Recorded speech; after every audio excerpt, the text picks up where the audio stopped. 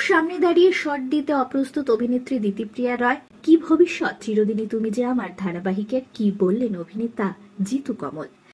আপনাদের সবাইকে স্বাগত সিনে গসিপে। জিতু আর দিতিপ্রিয়ার বিবাদ তুঙ্গে, একে অপরকে সামাজিক মাধ্যমে নিশানা করেছেন তারা।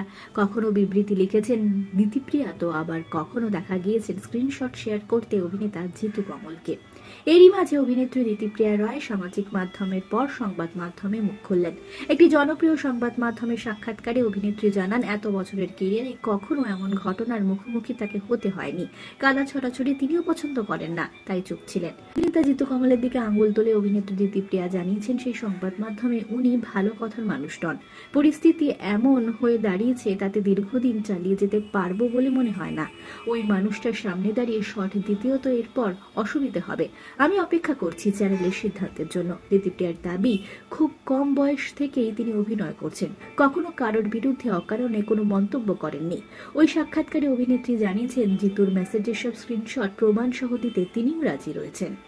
কিছুদিন আগেই অভিনেতা জিতু কমল দিতিপ্রিয়ার সঙ্গে তার চ্যাটের স্ক্রিনশট শেয়ার করেছেন সামাজিক মাধ্যমে। এ বিষয়ে সংবাদ মাধ্যমে অভিনেতা জিতু কমল বলেছেন, দিতিপ্রিয়াকে ইন্ধন যোগানো হচ্ছে এনাহ পোস্টের জন্য।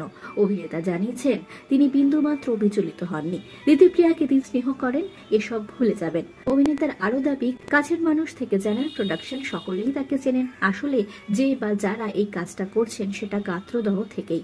এর আগেও তার বিরুদ্ধে কুৎসা রটানোর চেষ্টা হয়েছে। স্ক্রিনশটের ভয় দেখিয়ে লাভ নেই, ওটা আমার কাছেও রয়েছে। জিতু জানিয়েছেন ইতিমধ্যে চ্যানেল কর্তৃপক্ষের সঙ্গে কথা হয়েছে এবং তারা জানিয়েছেন তারা আমাকে বিশ্বাস করেন, তাই কারোর জন্য কাজ আমি ছাড়ব না। চিরদিনই তুমি যে আমার ধারাবাহিকের ভবিষ্যৎ কি?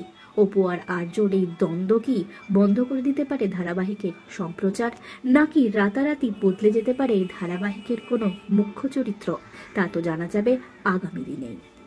আমরা হলাম সিনে গসিপ। জুড়ে থাকুন আমাদের সঙ্গে, সাবস্ক্রাইব করুন আমাদের এই ইউটিউব চ্যানেলটি।